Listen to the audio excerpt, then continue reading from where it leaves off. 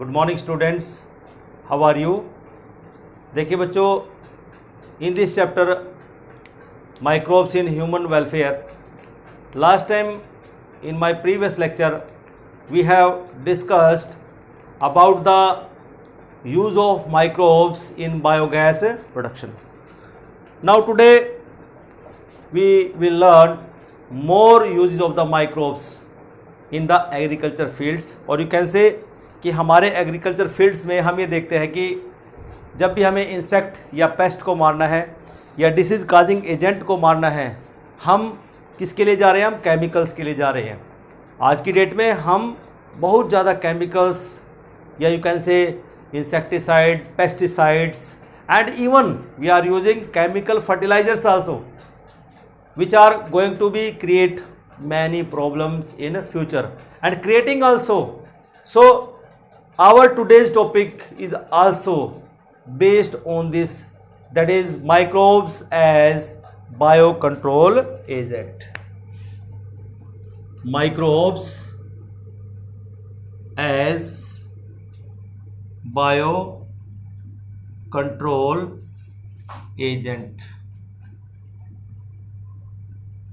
कि जो माइक्रोब्स हैं वो बायो कंट्रोल एजेंट की तरह भी काम कर सकते हैं। Means that's why means they are very useful for human welfare. कि अब बात करते हैं कि बायो कंट्रोल क्या है। What is bio control here? Bio control is defined as, कि हम यहां पर ऐसे मेथड इस्तेमाल करेंगे किसको कंट्रोल करने के लिए? डिसीज को और पेस्ट को, जो बायोलॉजिकल मेथड्स हो। तो इसको डिफाइन करने के लिए हम क्या करें? Bio control is defined as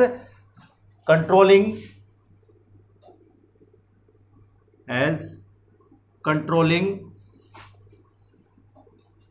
diseases and pest bye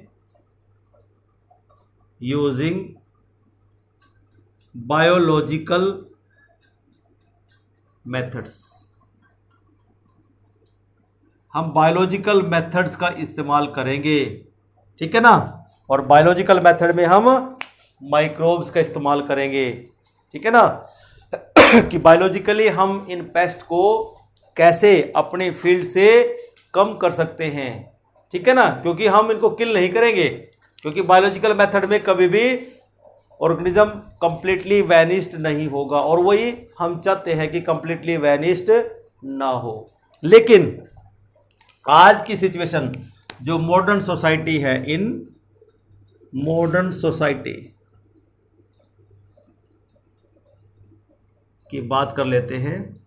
in modern society जो केमिकल्स हैं, केमिकल्स लाइक आपके पास इंसेक्टिसाइड है, पेस्टिसाइड्स हैं,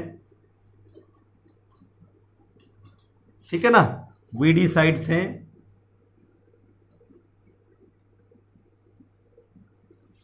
ठीक है ना। All these are you can say chemicals which are used to kill और you can say to control. Weedicides are used to control or eradicate pest and pathogen. अब बच्चों, जो पैथोजन है आप सभी जानते हैं। पैथोजन क्या है? Disease causing organism, disease causing organism. और ये डिसीज काजिंग ऑर्गेनिज्म कौन कौन से हो सकते हैं? आप सभी जानते हैं, आपको बार बार बताया जाता है। दीज ऑर्गेनिजम्स में भी बैक्टीरिया, में भी वायरस, ठीक है बच्चों, में भी फंगस हो सकता है, एटसेट्रा। तो ये पैथोजन होता है विच काज डिसीज, ठीक है ना। तो आज की मॉडर्न सोसाइटी में क्या हो रहा है कि इन केमिकल्स का इस्तेमाल हो रहा है, बहुत ज़्यादा स्तर पे हो रहा है। और दूसरी बात, अगर ये इस्तेमाल ना करें तो जो इंक्रीजिंग पॉपुलेशन है, डे बाय डे हमारी जो पॉपुलेशन है वो डबल ट्रिपल होती जा रही है, और उसके लिए जो नीड है हमारी बढ़ती जा रही है फूड के लिए, that is also increasing day by day. To achieve you can say demand of the people, the farmers they are utilising these chemicals more and more in their fields. तो इसका मतलब क्या होगा कि दीज आर हार्मफुल। हार्मफुल क्यों है बच्चों? आप सभी जानते हैं कि जो केमिकल्स हैं दे आर नॉन बायोडिग्रेडेबल। क्या है ये? नॉन बायोडिग्रेडेबल सब्सटेंस है, that means can not be broken down into simpler और लेस हार्मफुल और लेस हार्म, और यू कैन से और हार्मलेस सब्सटेंस। इसका मतलब क्या हुआ कि जैसे हमने इनको ऐड कर दिया है as it is, they are present in the atmosphere और in the agriculture field, and they are going to be you can say part of our ecosystem or you can say food chain soon, and these chemicals start accumulating in our body also. Then we must know about the disadvantages of the chemical agent. Now come to the disadvantages of these chemical agents.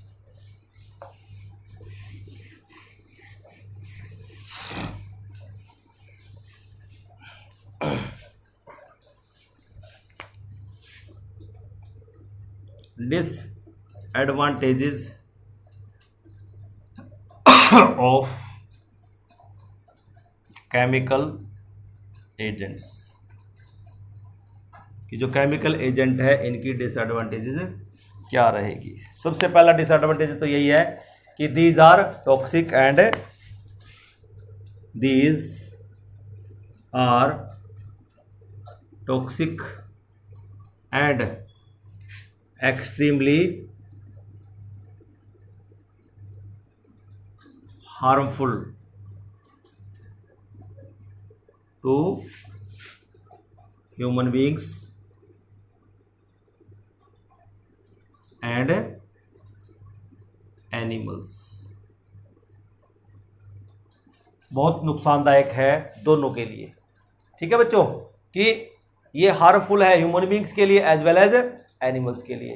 फिर अब बात करते हैं second disadvantage की। अब ये जो chemicals हैं, जब केमिकल ऐड हो रहे हैं एग्रीकल्चर फील्ड में, तो इसका मतलब एनवायरनमेंट में एज इट इज रहेंगे, तो that means these chemicals pollute the environment. These chemicals pollute the environment, कि एनवायरनमेंट को पोल्यूट कर रहे हैं। और एनवायरनमेंट में किसको पोल्यूट कर रहे हैं? जैसे सोइल को पोल्यूट कर रहे हैं एंड ग्राउंड वाटर को पोल्यूट कर रहे हैं। ठीक है ना। और क्या क्या चीजें पोल्यूट हो रही हैं? हमारे जो फ्रूट्स मार्केट में हम खाते हैं, दे आल्सो गेट पोल्यूटेड। हमारे फ्रूट्स, क्योंकि हम स्प्रे करते हैं ना केमिकल्स का, उनको बचाने के लिए पेस्ट या पैथोजन से, तो फ्रूट्स भी हमारे क्या हो रहे हैं? वो भी पोल्यूट हो रहे हैं। हम वेजिटेबल्स को बचाने के लिए उनके ऊपर भी केमिकल्स डालते हैं, वेजिटेबल्स भी हमारी पोल्यूट हो रही है बच्चों। तो इस तरह से हम कह सकते हैं कि, और इवन हमारी जो क्रॉप्स हैं, हमारे जो क्रॉप प्लांट्स हैं, they are also get polluted. तो दिस वे हम कह सकते हैं कि हमारे पास जो पोल्यूशन है या जो पोल्यूशन है एनवायरनमेंट का, वो इंक्रीज हो रहा है because of this toxic substances. और जो वीडिसाइड्स हैं जो हम यूज करते हैं, weedicides are used to remove weeds. Weeds क्या होती हैं? These are the unwanted plants which grown with the crop plants, ठीक है ना, उसके साथ ये उगाते हैं, ठीक है ना। Weeds are also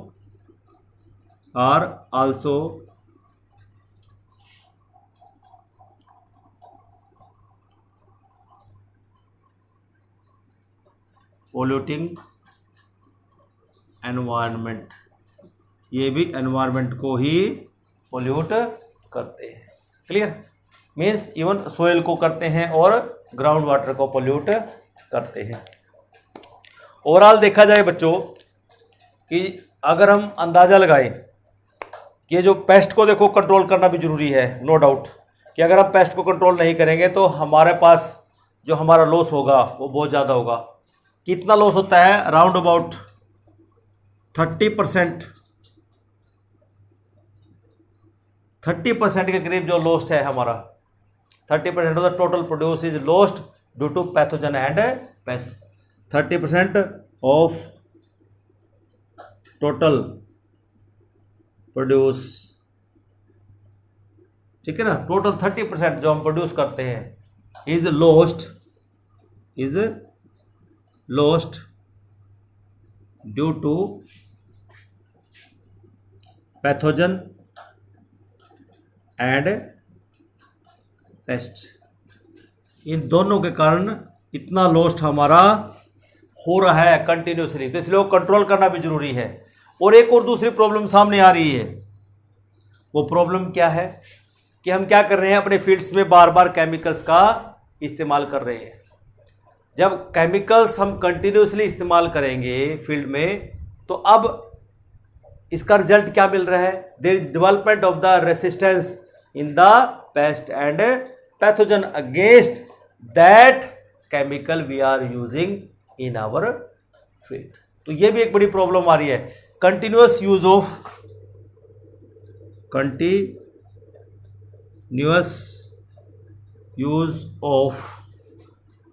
these chemicals may develop resistance in pest and pathogen against chemicals,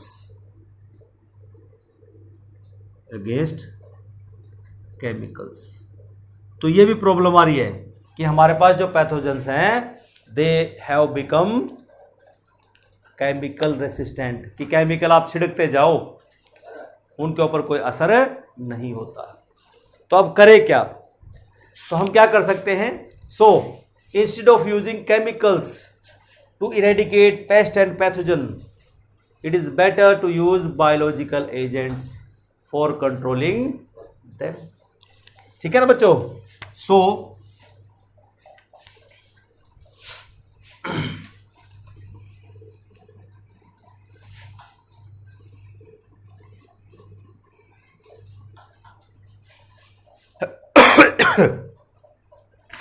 instead of using chemicals, instead of using chemicals, कि हम केमिकल्स का इस्तेमाल ना करके, ठीक है ना, to eradicate pest and pathogen, it is better, ये अच्छा होगा, ठीक है ना, it is better to use biological methods to control them. हम क्या करें कि इन पेस्ट को कंट्रोल करने के लिए हम बायोलॉजिकल मेथड्स पे आ जाएं, then it will be good. ठीक है, समझा की बात?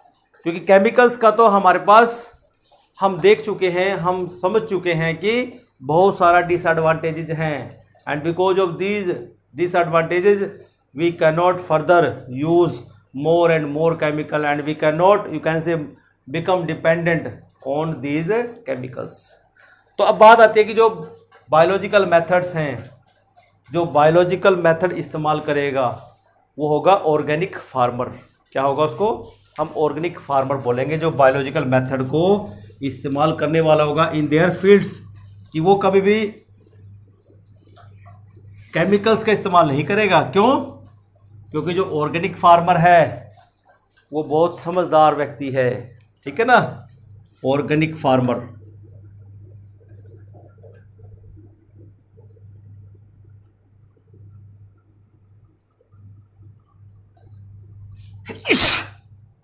जो ऑर्गेनिक फार्मर है बच्चों, सॉरी, ये क्या करता है जरा ध्यान से सुनिए. देखो, उसकी एक होलिस्टिक अप्रोच रहती है जिसमें वो क्या चाहता है कि जो पेस्ट है और जो पैथोजन है, ठीक है ना, they are not, you can say, eradicated, completely eradicated, but they can be kept at manageable level. कि यहाँ पर जो ऑर्गेनिक फार्मर है वो ये सोचता है, उसकी होलिस्टिक अप्रोच है, वो ये चाहता है कि जो पेस्ट और पैथोजन हैं they should not be eradicated completely, but they can be kept at manageable level by a complex system of checks and balance. एक कॉम्प्लेक्स सिस्टम बना देगा कि उसको बैलेंस करेगा, उसको चेक करेगा. ठीक है ना, with in the ecosystem.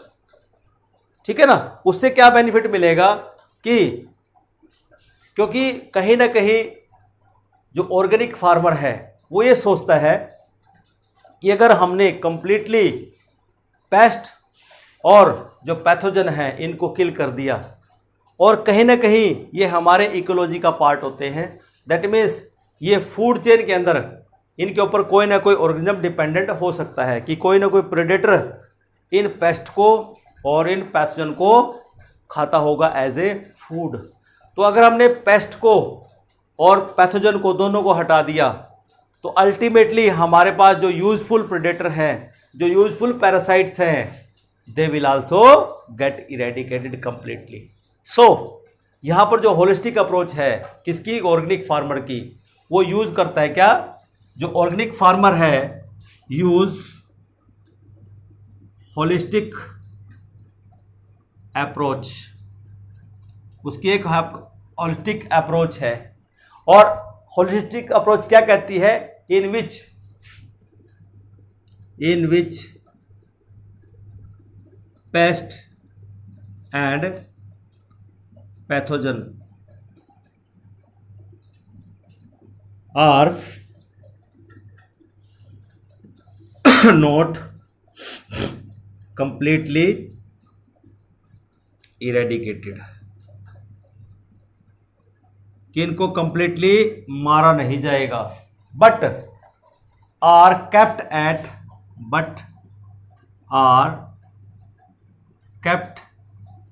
Eight manageable level, कि हम उसका एक मैनेजेबल लेवल पे हम उनको रखेंगे by a complex system of checks and balance within the ecosystem. ये होलिस्टिक अप्रोच कहती है. ठीक है बच्चों, ऐसा क्यों किया, एज ऑर्गेनिक फार्मर. जैसे मैंने बोला कि ऑर्गेनिक फार्मर का ये सोचना है, उसका ये व्यू है कि अगर हमने इरेडिकेशन पेस्ट का कर दिया जो अनडिजायरेबल है, because without them certain beneficial predatory or parasitic organism which may be depend on them for food would also be eliminated. तो यहाँ पर जो ऑर्गेनिक फार्मर है वो क्या कहते हैं, organic farmers holds the view, organic farmer holds the view, क्या व्यू रखता है ऑर्गेनिक फार्मर कि eradication of paste undesirable, eradication of paste is undesirable. ये क्या है, एक अनडिजायरेबल है। क्यों है? Because without them, because without them, कि उनके बिना कुछ beneficial predatory, without them you can से the beneficial predatory, without them the certain beneficial predator and parasitic organism, कि जो पैरासिटिक ऑर्गेनिज्म है और जो प्रेडेटर्स है, ठीक है ना, विच depend on them for food, beneficial predator and parasitic organism may be eliminated. Organism, you can say beneficial predator and parasitic organism which depend on them, which depend on them for food may be eliminated, वो भी वहां से खत्म हो सकते हैं, जो कि एक अनडिजायरेबल थिंग है। हम ऐसा नहीं चाहेंगे कि ऐसा हो। क्यों? होलिस्टिक अप्रोच ऐसा नहीं कहती। होलिस्टिक अप्रोच क्या कहती है कि हमें उसको एक मैनेजेबल नंबर में रखना है। एक तरीके से और समझ लीजिए कि हमारे पास, हम कहते हैं कि पेस्ट है एंड पैथोजन है, ठीक है ना। अब जो पेस्ट एंड पैथोजन हैं, they are consumed as food by, कि जो प्रेडेटर है वो भी इनको लेते हैं, प्रेडेटर, ठीक है ना, and also consumed as food by parasite, parasite भी उसको एज ए फूड, और you can say depend for food, food के लिए डिपेंडेंट है, ये भी यहाँ फूड के लिए डिपेंडेंट है। सपोज हमने इनको इरेडिकेट कर दिया, कंप्लीट इरेडिकेशन कर दिया, देन व्हाट विल हैपन, ये तो यहाँ से हट जाएंगे, लेकिन अल्टीमेटली ये भी एलिमिनेट हो जाएंगे और अल्टीमेटली ये भी एलिमिनेट हो जाएंगे, बिकॉज ये इनका फूड का सोर्स है। तो इसलिए जो ऑर्गेनिक फार्मर है वो हमेशा इसके बारे में हमेशा सोचता है। तो अब करे क्या? So the natural methods are used by the organic farmer. क्या करे? वो नेचुरल मेथड का इस्तेमाल कर सकते हैं। So the natural methods are used by organic farmer to control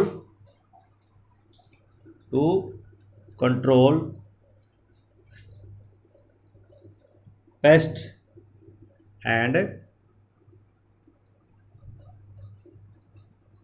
pathogen। Pest और पैथोजन कंट्रोल के लिए अब यहां पर किसान क्या करेगा? नेचुरल मेथड की तरफ जाएगा। ठीक है ना। तो अब यहां पर जो बायोलॉजिकल अप्रोच है कि बायोलॉजिकली अब कंट्रोल करना है नेचुरल मेथड में, तो अब बायोलॉजिकल अप्रोच क्या कहती है biological approaches are, biological approach ये क्या करती है?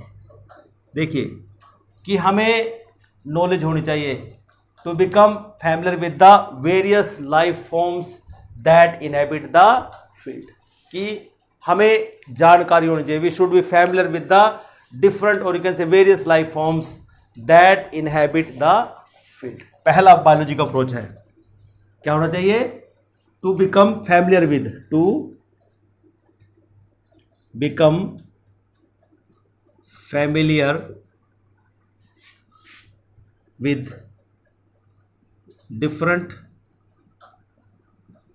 Life forms which inhabit in the field, कि जो फील्ड में लाइफ फॉर्म्स रहती है हमें उनकी जानकारी होना, we should be familiar with them. Next आता है we should gain knowledge, we should gain knowledge किसके बारे में? About the life cycle, about life cycle, हमें पेस्ट की और पैथोजन की लाइफ साइकिल के बारे में पता होना चाहिए, ठीक है ना। पैटर्न ऑफ फीडिंग, उनके पैटर्न ऑफ फीडिंग के बारे में हमें पता होना चाहिए कि वो क्या खाते हैं, ठीक है ना। And habitat of predator and also habitat of predator, कि प्रेडेटर का हैबिटेट क्या है एंड पेस्ट का क्या है, इसकी जानकारी भी होना जरूरी है, ठीक है बच्चों। तो इस तरह से ये हमारे जो बायोलॉजिकल मेथड है, इस तरह से अगर हम नेचुरल वे से सोच के और बायोलॉजिकल अप्रोच को ध्यान में रखते हुए अपने फील्ड्स में एक बायोलॉजिकल कंट्रोल और you can say bio control agents का इस्तेमाल करेंगे, then we will be able to control these pest and pathogen. तो अब हम डिस्कस करेंगे यहाँ पे कि हमने नेचुरल मेथड से किस तरह से डिफरेंट यू कैन से यहाँ पर हमने कंट्रोल किया है। तो हम आप स्टडी करेंगे कि जो बायो कंट्रोल हमने किया है एजेंट्स के थ्रू, उनके कुछ एग्जांपल्स जरा हम यहाँ पर स्टडी करेंगे।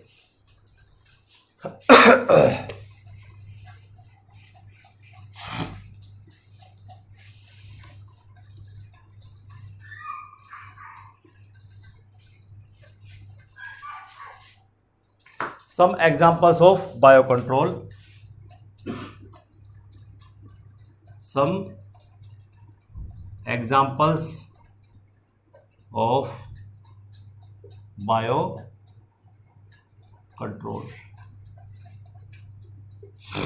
पहला एग्जाम्पल हम स्टडी करेंगे बायोकंट्रोल बाय बीटल।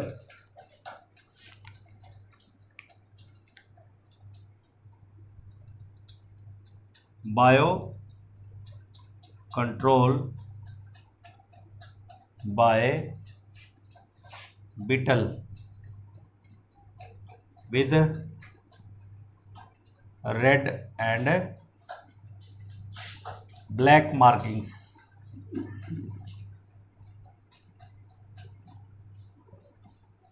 इसमें क्या आता है हमारे पास? इसमें जो पहला एग्जांपल हमारे पास आता है दैट इज लेडी बर्ड। हमने किसका इस्तेमाल किया? लेडी बर्ड का इस्तेमाल किया टू कंट्रोल एफिड्स, कि एफिड को कंट्रोल करने के लिए हमने यहां पर लेडी बर्ड का इस्तेमाल किया, ठीक है ना।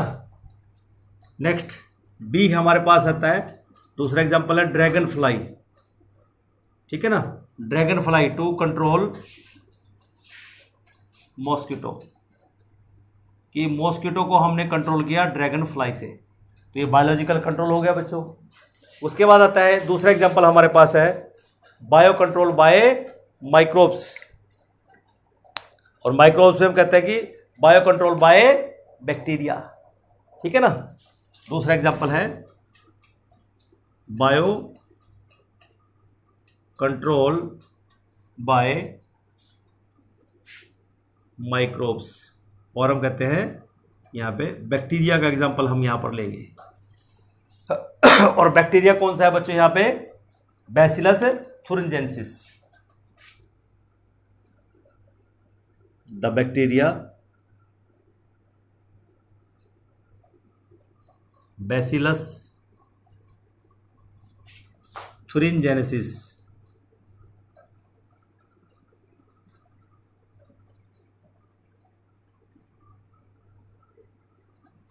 is used to control caterpillar की, जो बटरफ्लाई होती है ना, जो बटरफ्लाई के कैटरपिलर होते हैं उनको कंट्रोल करने के लिए, टू कंट्रोल बटरफ्लाई कैटरपिलर। ये जो कैटरपिलर होते हैं बच्चों, ये क्या करते हैं, ये हमारी जो क्रॉप्स होती है उनकी लीव्स को ये कट करते रहते हैं, और उनके अंदर जो सेल सैप है उसको ये सक करते रहते हैं। उससे क्या होगा, जब लीफ ही नहीं रहेंगे तो हमारा जो क्रॉप है वो फूड कैसे सिंथेसाइज करेगा, और जो ग्रेन्स है वो कैसे आएंगे, या जो फ्रूट्स है वो कैसे आएंगे। So it is must to eradicate them. तो हमारे पास यहाँ पर हमने यूज किया है किसका, इस बैक्टीरिया का, ठीक है ना। और ये जो बैक्टीरिया है बच्चों मार्केट के अंदर अवेलेबल है एज ए सेकिट्स और ड्राइड स्पोर की फॉर्म में यहाँ पर अवेलेबल है। दीज आर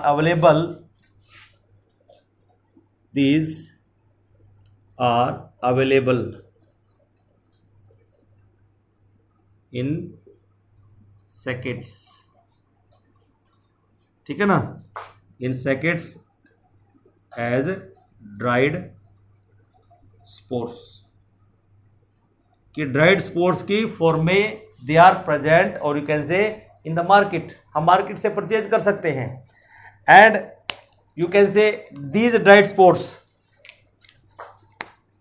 अब हम क्या करेंगे, इन जो ड्राइड स्पोर्ट्स को हम क्या करेंगे, हम इनको मिक्स कर लेंगे वाटर के अंदर, ठीक है ना। These dried spores of Bacillus thuringiensis are mixed with the water.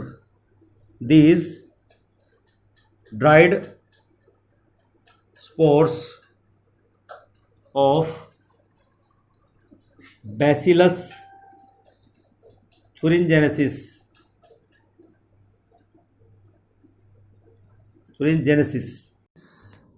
तो these dried spores of the Bacillus thuringiensis are mixed with water।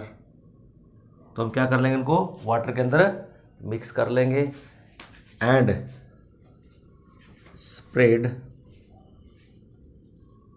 On plants, हम प्लांट्स के ऊपर इनका छिड़काव कर देंगे। और वो प्लांट्स कैसे होंगे, सच एज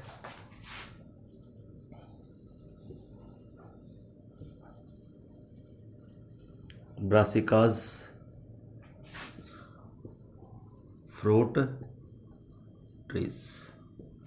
क्यों, क्योंकि बच्चों में देखते हैं कि जो फ्रूट्स होते हैं हमारे, जो कैटरपिलर हैं, वो उन्हीं के अंदर घुस के बैठ जाते हैं and they spoil our you can say fruits as well as जो हमारी क्रॉप्स हैं, ठीक है ना, उनके लीव्स को वो ख़त्म कर देते हैं, ठीक है। नेक्स्ट आता है insect larvae.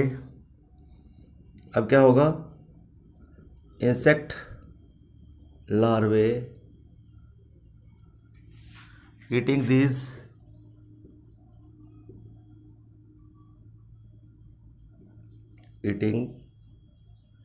these spores and killed। वो क्या करेंगे, स्पोर्स को खा लेंगे larvae and get killed.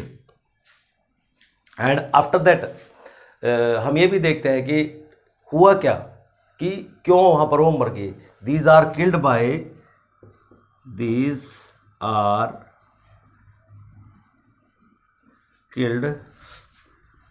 by toxin released in gut of these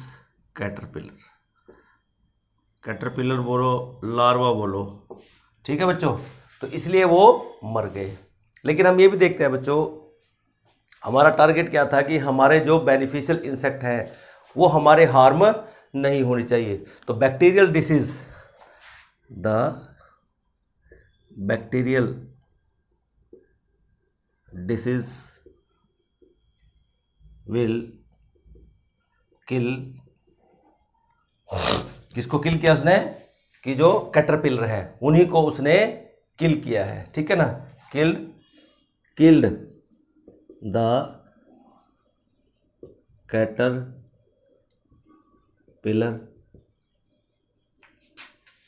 but leave other insects unharmed. और यही हम चाहते थे कि हमारे जो इंसेक्ट्स हैं वो हार्म ना हो, जो बेनिफिशियल इंसेक्ट्स हैं they are should be safe, ठीक है बच्चों। उसके बाद देखिए जरा कि हमारे पास जब ये देख लिया गया कि बैसिलस थुरिंजेंसिस, यहाँ पर जो माइक्रोब है या जो बैक्टीरिया है यहाँ पर ये ऐसा प्रोटीन सीक्रेट करता है which is you can say toxic for the some specific caterpillar. तो फिर जो हमारे साइंटिस्ट है उन्होंने उस जीन को आइडेंटिफाई किया और उस जीन को इस बैसिलस थुरिंजेंसिस से निकाल के सेवरल क्रॉस में उसको इंट्रोड्यूस किया। So the scientist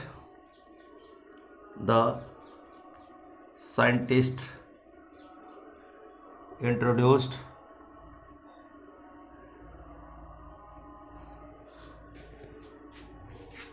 bacillus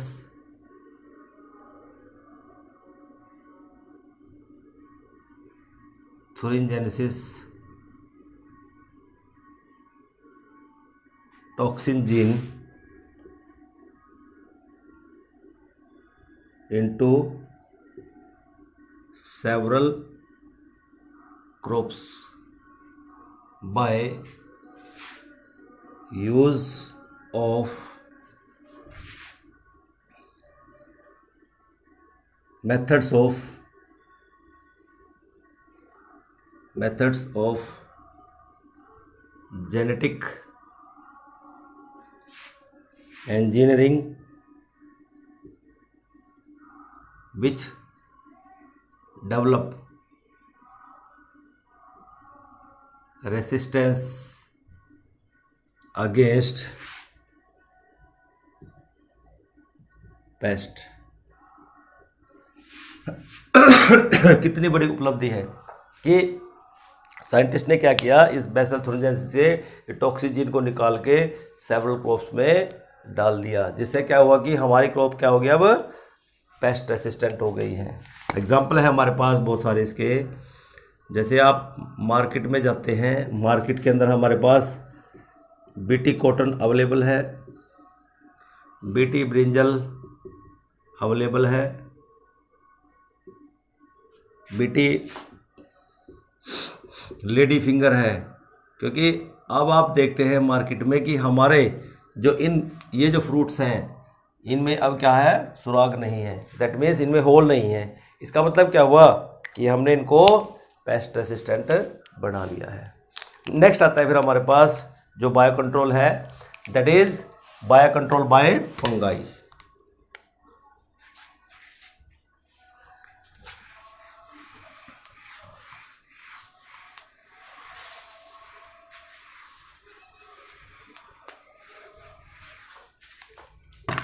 bio control by fungi, third.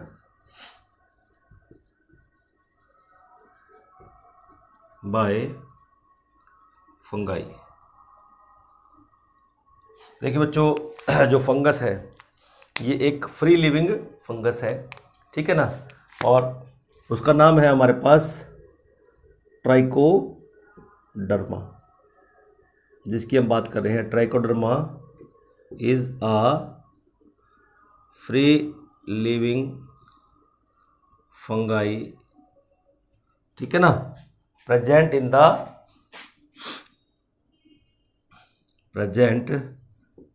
The root ecosystem,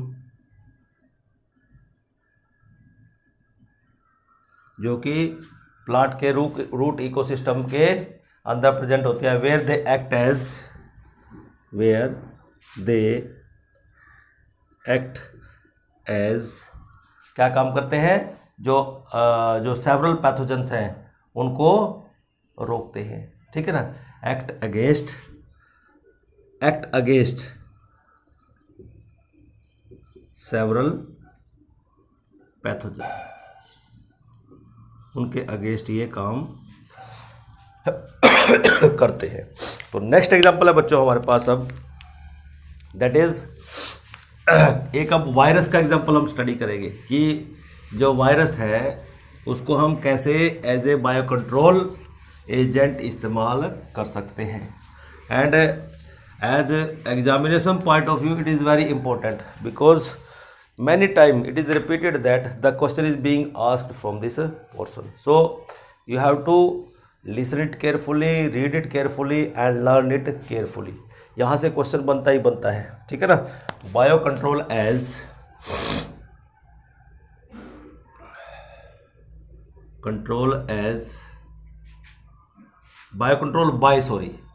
by virus, कि एक वायरस से हमने कैसे कंट्रोल किया। और वायरस है बच्चों हमारे पास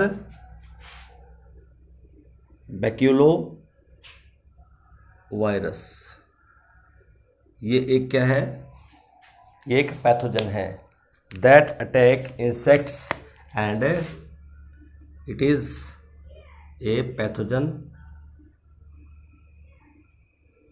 ठीक है ना, विच अटैक्स, किसके ऊपर अटैक करता है, इंसेक्ट्स के ऊपर, एंड अदर आर्थ्रोपोड्स के ऊपर करता है act, arthropods.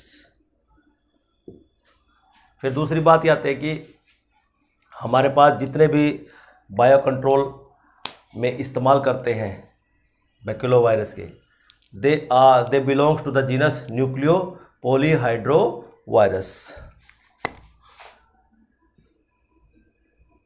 Most of the biocontrol agents, ठीक है ना, जो बायोकंट्रोल एजेंट्स हैं, ठीक है ना, हम यहाँ से बिलोंग्स टू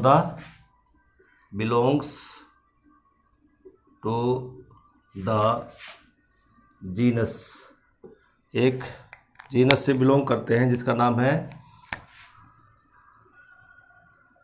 न्यूक्लियो पॉलीहाइड्रोवायरस,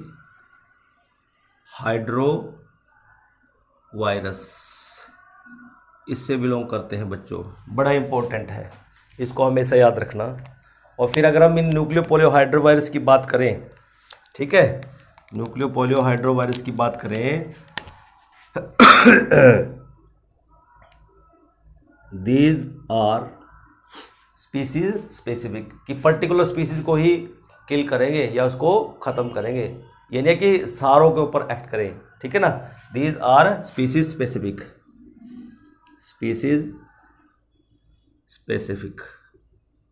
एक पर्टिकुलर स्पीसीज की। जब ये स्पीसीज स्पेसिफिक के लिए जा रहे हैं, इसका मतलब दीज आर नैरो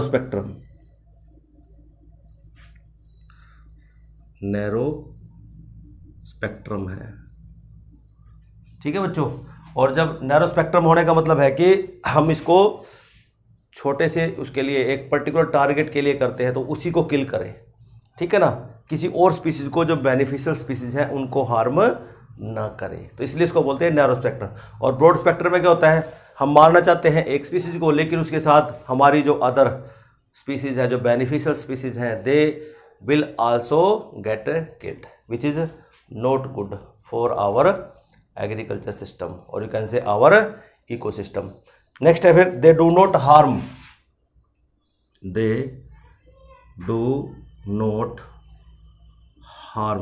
कि हमारे पास जितने भी प्लांट्स हैं हमारे, उनको नहीं करता, do not harm plants,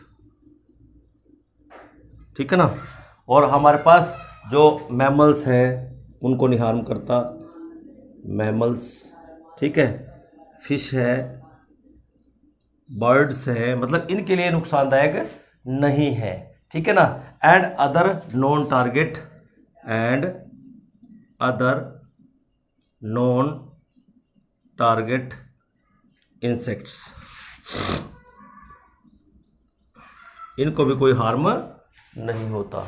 and also very most important, baculoviruses are helpful,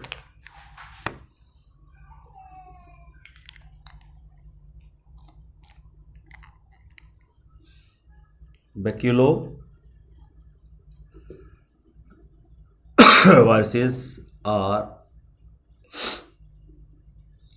helpful in integrated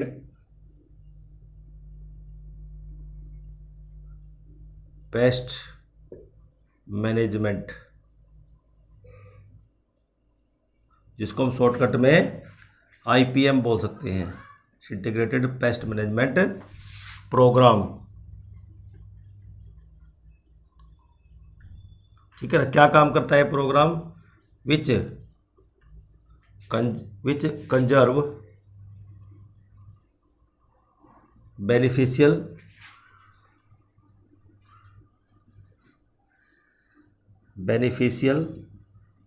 insects, जो इन बेनिफिशियल इंसेक्ट को कंजर्व रखता है, और you can say which beneficial insects are conserved, इस प्रोग्राम के थ्रू। क्लियर है? इन द लास्ट हम बात करते हैं कि अब हमने देखिए बहुत सारे एग्जाम्पल यहाँ पर स्टडी कर लिए हैं, तो ओवरऑल हम कह सकते हैं कि अगर हम बायो कंट्रोल का इस्तेमाल करें, ठीक है ना, तो हमारा जो डिपेंडेंस है वो बहुत रिड्यूस हो सकता है। क्यों? जो टॉक्सिक सब्सटेंस के ऊपर हमारा डिपेंडेंस है, it can be reduce by the use of these bio control measures. Clear? तो लास्ट में यही लिख लीजिए आप लोग, thus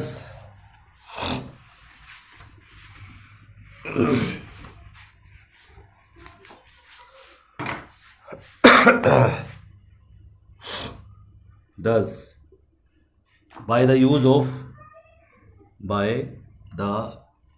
use of biocontrol measures, कि हम बायोकंट्रोल मेजर्स का इस्तेमाल, जितने भी एग्जाम्पल हमने देखे इनका हम इस्तेमाल करके, ठीक है ना, biology measures will greatly reduce, measures will greatly reduce dependence on chemical and you can say pesticides